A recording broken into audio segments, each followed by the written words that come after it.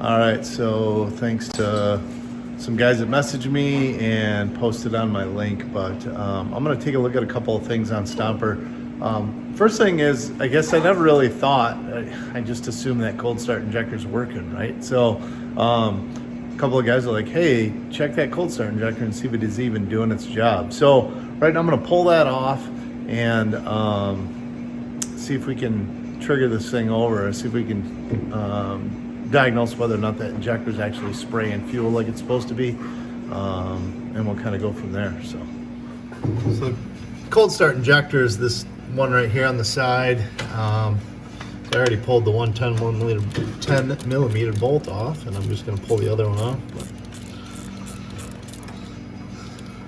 But yeah.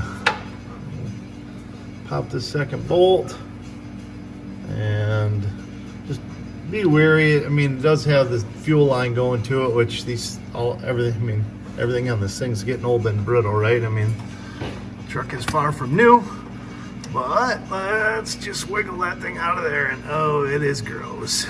Yeah, yuck, yuck. So, go see if I can get one of the girls to come and hit the old key on her. See if this thing's squirting or not. Go ahead.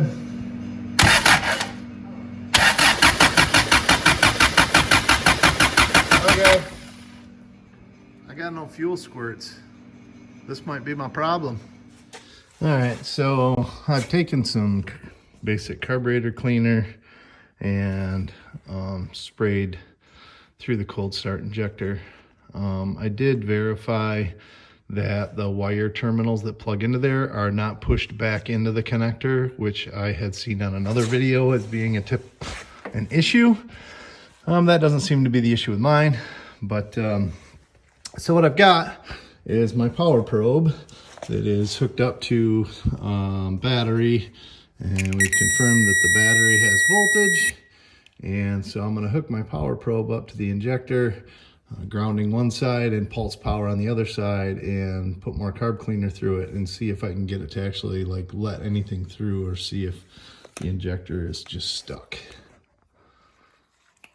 So what I'm going to do is hook the ground terminal of the power probe to one terminal inside there, and with the power probe on the other side, I can trigger power to it, and honestly it doesn't feel like it's doing anything. Let me try and reverse my connections, and it should just be a magnetic.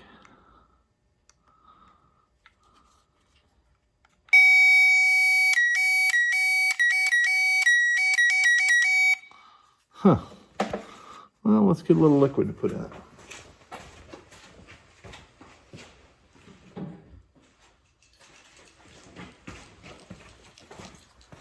I'm just using carbon choke cleaner, which does seem to dissipate fairly quickly, obviously. But we should be able to get it to hold enough to test my theory without it dissipating before I get a chance to trigger it through. Let's just see.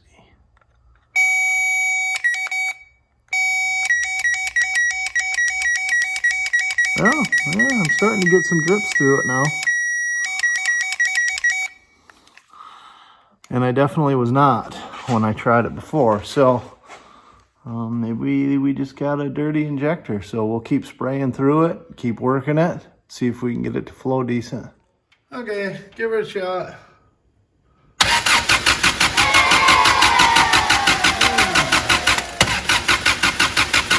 Okay. So, still not working. I know that I got an injector that does actually flow fluid, and I definitely got fuel pressure there, because when I cracked the line, I got pressure. So now to figure out why that cold start injector isn't working. So there's a sensor on the bottom of the intake manifold over here. I'm gonna have to look up the specs and see what they are, see if I can figure out if that's why it's not working. So upon taking the plug off of the sensor there for the cold start injector, or one of those sensors, anyway, it is full of crud and mud and stuff. So I'm gonna take the other one off. We're gonna clean these connectors all up real good. Try it again. All right, so I took a little pick and some brake parts cleaner and stuff, and I cleaned out the plugs on both of those. The electrical contacts are nice and clean, and I cleaned the debris out of both of those. And now we're gonna plug them all back in and see if we have any better luck. All right, let's try it now. Nope. Dang it, still nothing. All right, so somewhere in the shed, there's another motor in the back corner with another one of those sensors on it and another one of those injectors on it. We just got to get to it. Trip number 2 out here, because you think a guy would be smart enough the first time to see what wrenches he needs before he comes out to get this stuff, but he wasn't. He just assumed. So he had to make a second trip. Anyway, I'm back with tools. See if we can get them off. All right, so we successfully went out and grabbed the other sensors. So now we're gonna dig into these ones, get them swapped over, see if the spares that I got work any better. Wish me luck. All right, so I swapped out those 2 sensors, and now we'll see what we get here. Go ahead.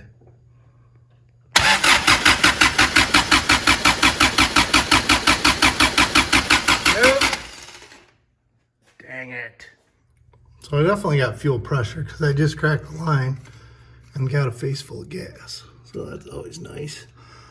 All right, so now we're gonna try the cold start injector from the parts motor. First we gotta repressurize the fuel system. I'll see what you get.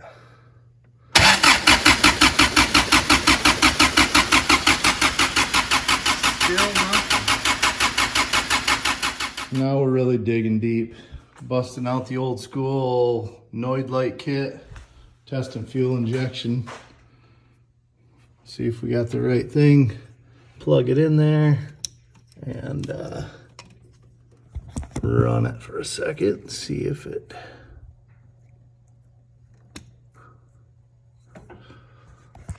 See if we get any flashes out of it. All right.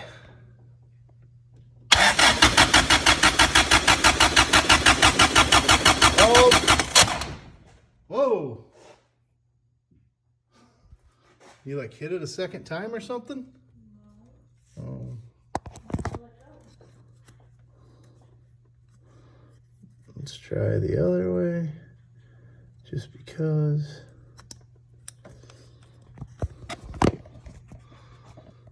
Okay.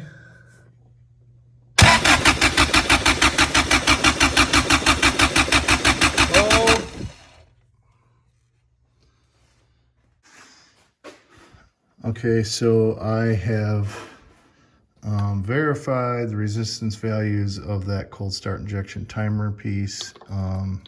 The one that I pulled out was in fact bad.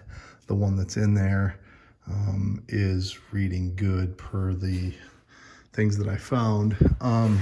The resistance through the cold start injector themselves, all of them that I have are reading a resistance value of 7. And it says 2 to 4. So I'm not sure if I have 3 different bad ones, which, I mean, anything's possible. It definitely could happen, or if something else is going on. However, I have bypassed my factory ignition switch because I was having the, the starting issue, the cold start Toyota issue that these things have had. I had previously done the bypass on the relay, and I don't know if it's something, the ignition switch or what, but after getting stranded a bunch of times, I just got furious with it and ran a hot push button type starter. And I'm wondering if that ignition switch needs to be sending juice in the start position to fire that injector, which is what I'm thinking is going on. So we're gonna try that now. Give it a shot.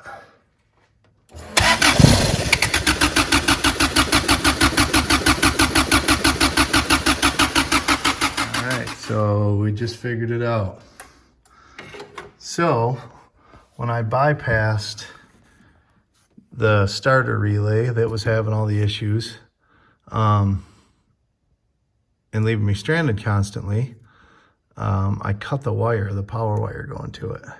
That power wire feeds, from the diagrams I'm looking at, if you don't have power going through that start relay, it's not sending power to that cold start injector.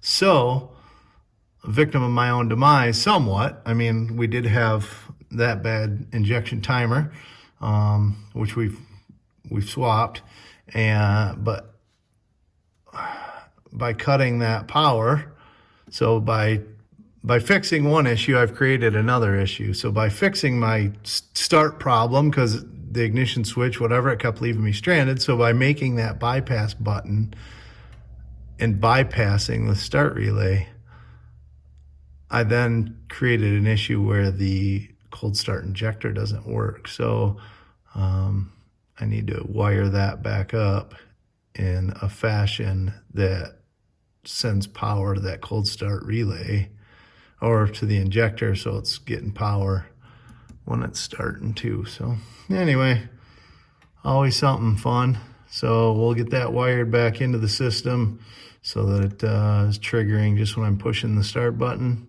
and hopefully that'll take care of it. All right, so if I am appropriately digesting the information I found online, that cold start injection timer does not allow the injector to fire when it's over a certain temperature, which I believe was around 90 degrees or something like that. So it's far from that here. The engine hasn't been running yet. So we're gonna just try it now and see if this fixes my start issue. But what I did was took the wire that I have coming out of my push button starting system to trigger the starter and intersected that to send power to the original starting relay. So it should backfeed that power, therefore giving us juice to our injector. And we should have a working cold start injector again. So with any luck, let's see.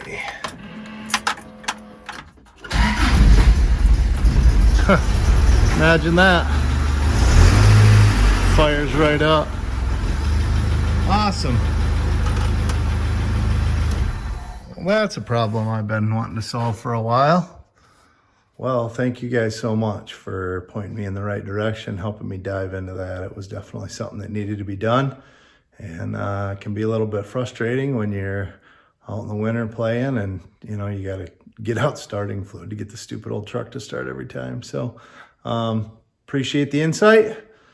Thanks for watching. Well, every good repair requires a victory lap. So we're going to do a victory lap.